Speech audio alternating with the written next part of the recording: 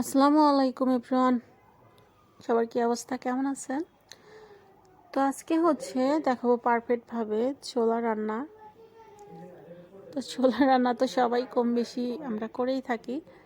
তো হয়তো অনেকে ভাববেন যে ছোলা রান্না দেখানোর কি আছে। আসলে আজকে আমি দু একটা টিপস দিব যে কিভাবে রান্না করলে ছোলার গাটা চুপসে যায় না।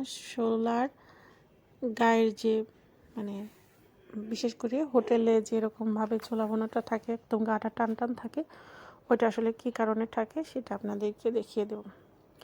তো এখানে প্যানের মধ্যে ফার্স্টেই পেঁয়াজের কুচি দিয়ে দিয়েছি আদা রসুন বাটা, মরিচের গুঁড়া, লবণ, হলুদ, ধনিয়া বাটা, তারপরে জিরা বাটা, কিছু তেজপাতা, সবগুলো মশলা আমি একত্রে করে সুন্দর করে কষিয়ে নিয়েছি। তো মশলাটা কষানোর পরে যখন এখানে ছোলা তেলটা ভেসে উঠছে,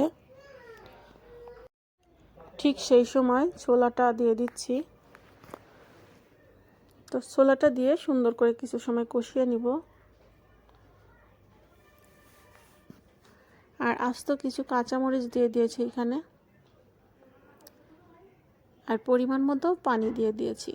যেহেতু এটা সেদ্ধ করা ছোলা, খুব বেশি পানি দেওয়ার প্রয়োজন নাই।